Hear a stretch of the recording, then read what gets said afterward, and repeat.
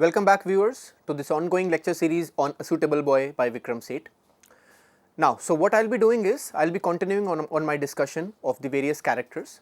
So this is the very first character. As you can see, she is the protagonist. The much awaited character analysis is finally here, and that is of Lata Mehra.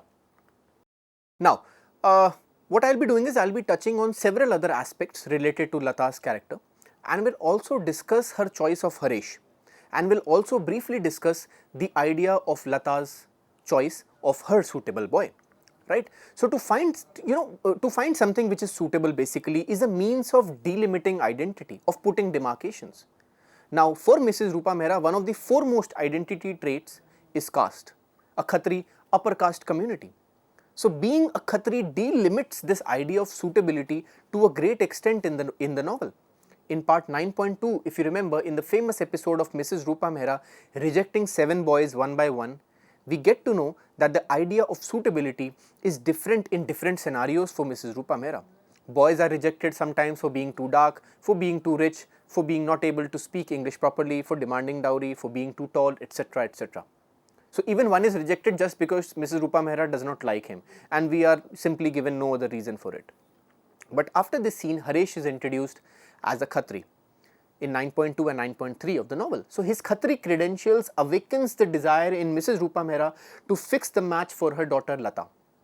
And later on, when Lata is informed about Haresh, Mrs. Rupa Mehra once again stresses on the fact that he is a Khatri boy. So, therefore, one of the key delimiting traits is caste, which defines the suitability of Haresh. Amit is also not Rupa Mehra's first choice, as Amit is a Bengali and therefore not a Khatri Kayast. So, therefore, the novel brings to the fore the middle class refashioning, the middle class prejudices in determining the suitability of any of the boys.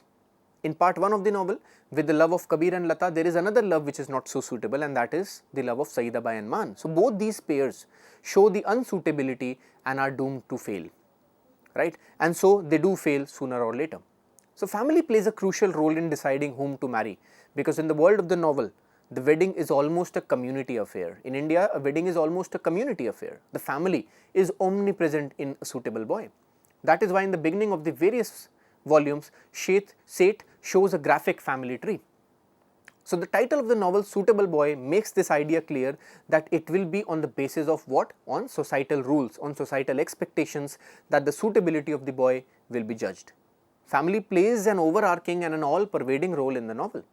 So, the Mehras, the Kapoors and the Chatterjees are all intertwined together, and each family has a distinct way of playing a role in the marriage of their respective children, right.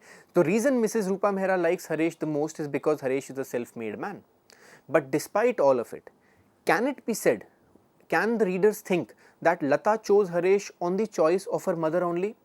The answer is, it's not so easy to say that, not really. It cannot be said that Lata chose Haresh on the choice of her mother alone. So, she also goes through a process of maturation, understanding and growth. However, the reason Haresh is suitable is because he offers a stable, a rational solution. Kabir makes her go mad with passion as she confessed to Malti towards the end of the novel, and Amit cannot really be considered as a husband, as he is more of an intellectual friend to her. In part 18.21, Lata mentions that her love for Haresh is different from Kabir. She mentions a poem by the 19th century British poet Arthur Hugh Clarke and quotes him, as you can see on the screen now. There are two different kinds, I believe, of human attraction. One that merely excites, unsettles and makes you uneasy. The other that poises, retains, fixes and holds you. So, Lata believed in this kind of love for herself, and she can feel it only with Haresh. She realizes that her love for Kabir is more of an infatuation for the guy, and it unsettles her. The love with Kabir is not calm and does not offer her peace and reassurance. But with Amit, there is just a level of mutual friendship and companionship and not love. She also mentions that the other two men are too godlike for her, too good to be true for her, and Haresh on the other hand is much more grounded, he is more a human being. So, the novel concludes with Lata making her choice among her 3 suitors, and after much contemplation, after going through this process of maturation and after going through the poem of Arthur Hugh Clarke, she finally settles for a man with whom she can feel grounded. right? With Kabir and Lata, she may not have a peaceful life as the two are too laid back and sometimes even too casual. Haresh, however, will allow her to grow. Haresh has emotions and reasons both, and these may be absent in some way or the other from both Kabir and Amit. Part 18.21 of the novel is perhaps the most important part to understand the character analysis of Lata, to understand her choice of marriage, because in this part, in part 18.21, she explains to Malti why she chose Haresh.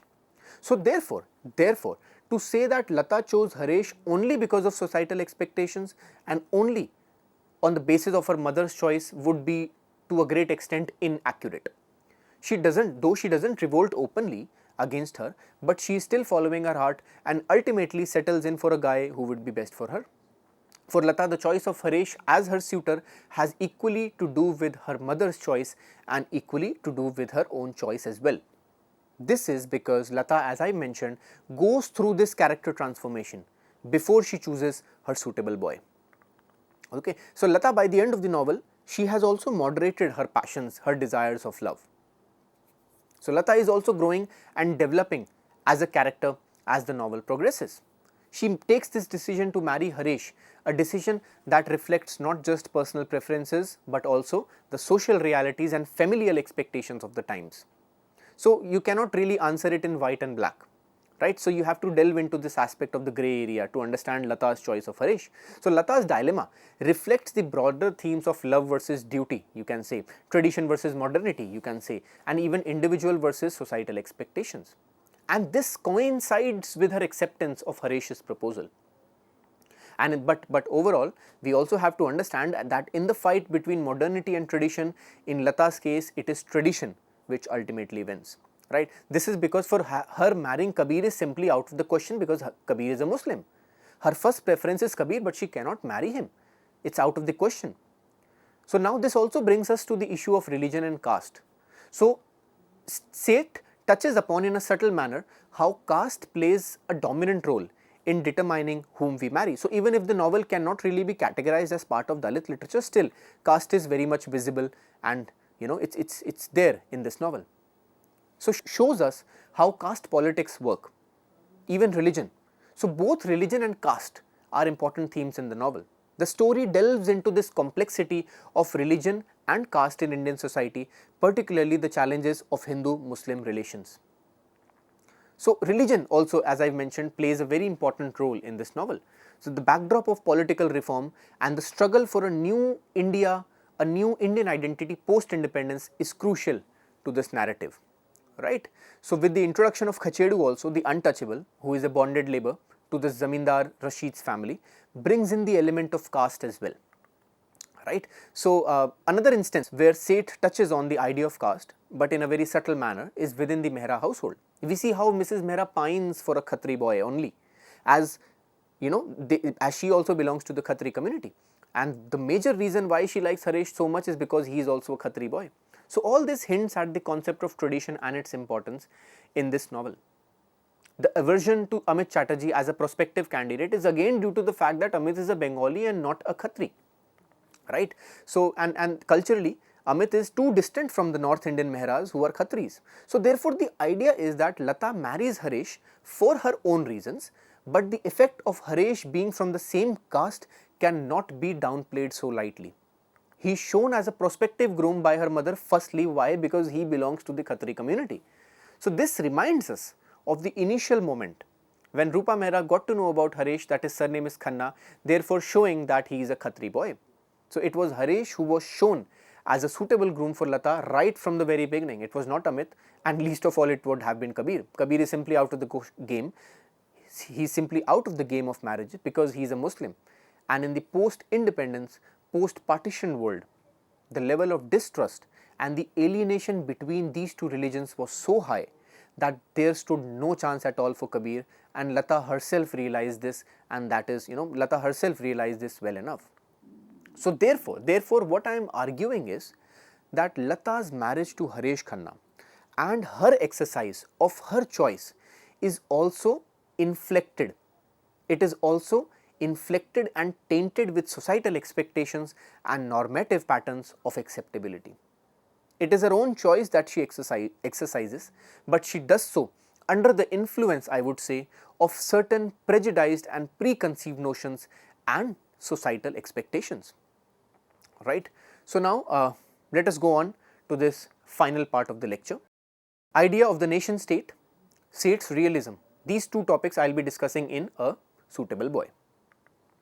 So, A Suitable Boy in the beginning contains a quote by Voltaire, the famous 18th century French Enlightenment philosopher and historian, and look at this quote as it runs. The secret of being a bore is to say everything. So, this Voltairean ambition to say everything is there in this novel too, and the result is a panoramic view, a panoramic saga, an all encompassing landscape of a newly independent nation in the 1950s, right after independence. So, this tendency of the author to say everything, what is it? It is also a part of the realist project. It is also a part of the realist project of Vikram Seth. It is also a part of the literary technique, the literary skill, the literary technique of realism. So, even with his contemporaries, when you talk about Vikram Seth's contemporaries, one can compare and contrast him with, for example, the highly extravagant and the experimental language of Salman Rushdie. They were more or less contemporaries, right. So, Rushdie has been said to be a harbinger of a new sort of fiction, of a new literary tradition within the Indian English literary scene. So, in the 1980s and 1990s, Seth was also beginning to write his fiction, but in a very different manner. Seth's language is mild, it is supple, it is light, it is not very flamboyant. Rushdie on the other hand uses concepts of metafiction, magical realism, the fantastic and the flamboyant, right. So, Seth's prose on the other hand, it is lucid, it is clear, it is supple, and he adheres to realism and not postmodernism, because postmodernism does not believe in reality and depicting reality as it is. Postmodernists rather engage in the intricacies of language, isn't it? They wish to create an almost, if I can say so, an almost language-less narrative. Seth, on the other hand, writes in the realist mode, and that is how he creates this quasi-historical narrative out of scratch. So, the novel by Vikram Seth shows the conception of the author about the nation state as it shows the construction of the nation state itself. And to do this, what Seth does is he indulges in the realist method to create an almost quasi-historical narrative of a particular period in Indian post-independence history. So, this makes the novel a quasi-historical period drama and shows Seth's attempt to narrate the nation state, that is India. In fact, it would be correct to say that the novel captures the essence of Indianness through the various scenes and the characters it exhibits. The plurality, the heterogeneity, the complexity of a newly independent vast nation like India can only be shown through the numerous and the diverse characters that Seth imbues this novel with. These characters belong to different socio-economic backgrounds, conditions, they speak different languages, they come from different culture. So, Seth shows the length and the breadth of the town Brahmapur in this novel, and in doing so, what Seth is doing is that he is deliberately showing his vision of the nation state in a very, very realistic manner. So, the readers would notice that Purva Pradesh, the state that Seth invents, is a representative of India. Look at these lines in part 1.5. Perhaps this little fire was indeed the center of the universe. He is talking about Brahmapur. For here it is burned in the middle of this fragrant garden, itself in the heart of Pasand Bagh, the pleasantest locality of Brahmapur, which was the capital of the state of Purva Pradesh, which lay in the center of the Gangetic plains, which was itself the heartland of India. Part 1.5. So, it is in this land of Purva Pradesh that his realistic representation of the nation finds its rightful expression. It is the place where fiction and reality come together, isn't it? It is representative of the several cities like Delhi, Agra, Patna, Lucknow, etc. Now, look at the following comments by a critic on the idea of realism in the novel of Vikram Seth by the critic Neelam Srivastava, as you can see on the screen, and I am quoting it. A suitable boy uses realism to project an idea of the nation state premised on a developmental narrative tracing the coming of India into modernity. Look at these lines, tracing the coming of India into modernity. Seth's novel appears as a reappropriation of the realist mode. So, it is interesting to note that the novel covers barely 1.5 years beginning from the late 1950 to the early 1952, right? So this brief time span of 1.5 years or so encompasses a whole array of important events. The scope of the novel goes much beyond the prescribed timeline and also touches upon the period years before 1950 when the novel begins. Why do I say so? Because the novel touches on themes of partition and the communal violence between Hindus and Muslims as well. So thereby, there is this quasi-historical realist narrative approach that Seth takes up, right? So the novel touches on themes of Zamindari Act, okay, which was prominent at that point of time, the political instability after the departure of the British, which was very real, the place and the position of courtesan in society, the institution of marriage and love, the human aspirations, human violence, the scope of the novel therefore is huge. So therefore, according to what I'm doing is now I'm going to show you another critic, Vinita Chandra, and look at these lines by the critic Vinita Chandra, who is an associate professor at Ramjas College. As you can see, in covering such vast comprehensive grounds, Seth is deliberately undertaking the task of representing the nation, of constructing a national identity, one that takes into account its disparate population and culture. So if you look at these lines, one of the reasons, so the reasons to hold this argument of representing the nation, and this is exactly what I showed you on the screen right now, is the fact that the novel is written after much painstaking research. The dialects, the speeches, the working conditions, the jobs, all point to the authenticity of the Indian way of life. Down to very minute details, Vikram Seth has imitated the speech patterns and the legislative language used in the courtrooms, right? So even the scenes where Haresh visits the tannery, the day-to-day workings in a tannery appear quite real. There are detailed explorations of the courtroom drama. If you remember those scenes when the political legitimacy of the Zamindari bill is being questioned, there are several scenes in the novel, right? So all those scenes, the dialogues, the speech, the language by the judges, by the lawyers, they sound very real, they sound very authentic. So this is indeed a great achievement of Vikram Seth, that he has tried to capture the minute details of the legislative proceedings with such realism. Seth has mentioned in several of his works, in several of his interviews, that he had gone to research and looked through the various newspapers, the books, the law books, the legislative arguments to create living material for his novel. So Seth is very skillful. He is skillful particularly in catching the speeches of the various sets of classes in A Suitable Boy. So he can capture the essence of legislative assembly and the speeches in the legislative assembly very effortlessly. It seems as if the novelist has copied the diction well. It's a great achievement on the part of Vikram Seth. Similarly, the speech patterns in the festivals, the academic circles, okay, the shoe factory, the courtroom, all show how Vikram Seth captures the speech perfectly well. This is also a part of the realistic project, of the realist project of Vikram Seth. So the novel A Suitable Boy undoubtedly carries a lot of autobiographical elements from the life of its creator, that is Vikram Seth, right? Even Vikram Seth's mother, Justice Leela Seth, was the first female High Court judge of India. She was a judge in the court of Delhi, Vikram Seth's own mother, and his father Prem Seth worked in a shoe company. And does it not ring a bell, right? So therefore, the character of Haresh is modelled on his father. He has mentioned it in several of his interviews, which are easily available on YouTube and other open forums.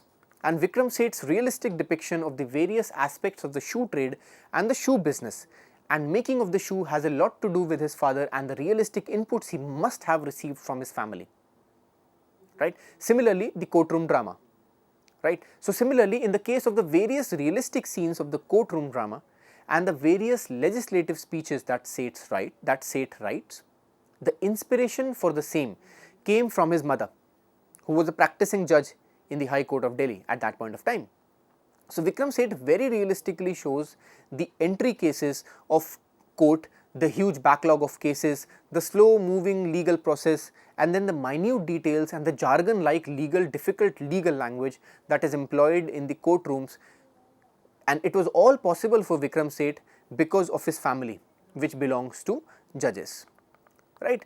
So therefore, Vikram Seth's own family has played a very important role because it serves as a direct source of inspiration and literary insights, and this allows Vikram Seth to show the ground reality in breathtakingly accurate details. This is the realism. This is Seth's realism. So the novel therefore, when looked at from this perspective, clearly shows Seth's engagement with the text and his deliberate attempt to narrate the nation in this book.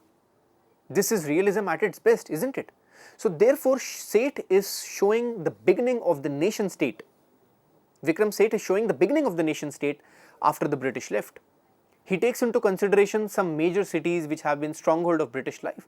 For example, Calcutta, Delhi, Kanpur, Lucknow, isn't it? So these cities are also the places where most of the imperial and colonial power structures worked at that point of time. These were centers of British political power, British political rule, and these were some very important cities back then, and even so today. So by touching on these various cities, Seth is showing us the imagined state of India through these very cities. This is his technique of narrating the nation in A Suitable Boy, right. So the fictional town, now let's come to the fictional town of Purva Pradesh. It represents India in all its aspects. It is a city of politicians, city of legislation, city of state assemblies, it is a city of courtesans, where the last bastions of Urdu adakari and ghazal gaiki are shown in their true Mughal essence. It is also a city where the Nawabs visit and the courtesans perform their art. It is a city where communal riots also occur due to their face-off at the mosque. The city is a place of Dashera, Ramlila and even Muharram processions both. The city has people of all creeds, all colors, religions, professions, cultures, behaviors. All this represents the idea of unity in diversity, an idea which is very closely associated with India, isn't it? So first and foremost is the Land Reform Act in the 1950s independent India, shown by the Zamindari Abolition Act in Purva Pradesh, the one that Mrs. Mahesh Kapoor tries to get to pass at the Legislative Assembly. It shows the beginning of the end of feudalism in India, and therefore Seth, in a quasi-historical manner, shows the formation of the nation, formation of India as a nation through this novel. A Suitable Boy shows the construction of the Indian nation state, right? This is what I am arguing. A Suitable Boy shows the idea of a nation and the formation, I would say, of a newly independent Indian nation state. So immediately after independence, the nation was also imagined by different factions in India. The ideas of Nehruvian concept of a nation were in stark contrast to the more religious, more cultural nationalistic proponents of the nation. So this battle in the historic moment immediately after independence in 1947 is shown in the tussle between Mahesh Kapoor's idea of India and, on the other hand, L.N. Agarwal's idea of India respectively. So some of the cities that the novel takes us to are, as I have mentioned, they are New Delhi, Lucknow, Kanpur, Calcutta and Banaras. Calcutta is basically the commercial center, the economic center of India, and it is a place of cultural importance because of the Bengali intelligentsia. Calcutta is also a place of communal rule and legacy. Calcutta is a place where upper class aristocrats live, like the Chatterjees. Amit Chatterjee, as we know, is one of those suitors of Lata. He is a young flamboyant Chatterjee family member who is writing an ambitious novel on the feudal and the zamindari system in Bengal. The countryside and the rural reality of India is shown through the fictional village of Debaria, where Rashid and his family and his zamindar family lives. Rashid's father and his grandfather are all exploitative zamindars and landowners who employ bonded labor and have been collecting profits from the hard work of the farmers. So the most of the farmers are extremely poor, they are landless, and most of them are untouchables, and they belong to very poor class. So therefore, the fictional town of Brahmapur in the fictional state of Purva Pradesh represents the reality of the 1950s in the post-independence India. Right. So I am stressing on reality, and I am stressing on the fact that Vikram Seth very accurately describes the reality, because Vikram Seth has undertaken several arduous and ethnographic researches to create this novel. That is why it is a unique achievement of Vikram Seth. He has mentioned that he has visited villages in several of his interviews. He has mentioned that he has even spent some time in the untouchable quarters and in the lower rungs of society to create fiction out of it. So therefore, Therefore, in this case, the fictional town of Brahmapur, the fictional village of Debaria, in the fictional state of Purva Pradesh represents the not so fictional but a very artistic and a very realistic idea of India as a nation state in the early 1950s. So, therefore, Brahmapur, the fictional town of the fictional state of Purva Pradesh, becomes a microcosm of the entire imagined Indian society as Vikram Seth himself imagines it. So, just like India, which is extremely diverse, Vikram Seth's fictional town of Brahmapur is also extremely diverse. It's a whole world that Vikram Seth is constructing for us. It's a world of politicians, courtesans, lawyers, professors, businessmen, academicians, shoemakers, British bred gentlemen, members of the lower class, members of the higher caste, members of the lower caste, rural landlords, rural children, foreign nationals, Hindus and Muslims. So, therefore, the idea is that the fictional town of Brahmapur contains within itself an entire Brahmand, or in other words, the entire universe or cosmos, Sampurn Lok or Vishwa, if I may say so. It's an entire cosmos or universe of people which inhabit the newly independent India, and that is why he has given the name Brahmapur, to represent the entire universe, the entire cosmos of the post-independent India. Right? So, the novel also can be said to represent the middle class most effectively. Right? Be it Rupa Mehra or Harish Khanna, the Kapoors, the Chatterjees, the middle class is all pervading in this novel. To understand the idea of a nation state, it is equally important to understand the idea of the middle class. Therefore, the middle class, the class which dominates the novel in the form of the four interconnected families, is adequately represented and accurately historicized by the realist narrative technique in this huge saga. Therefore, Vikram Seth's novel A Suitable Boy, as I have repeatedly mentioned in my lectures, is a quasi-historical and realistic account of the post-independence 1950s India. So, that pretty much wraps up our novel. The depth and the range of Vikram Seth's novel is extremely vast. It is immeasurable, I would say. In these several lectures, in these 8 parts, I have tried to summarize and also touch upon a few themes of this limitless novel, a novel which its reader would never ever forget. So, this brings us to the end of this 8-part lecture series. Hope this long lecture series till now has cleared all your doubts related to the storyline of this massive novel. I have tried to cover all the crucial aspects in several of my lectures. Looking forward now to see you all in some other lecture, on some other topic, perhaps on some other day in the near future. Till then, keep learning. Till then, keep watching CEC-UGC and keep learning. Thank you all for being a part of this series, and thank you for your attention. Hope to see you very soon again here. Thank you and goodbye for now.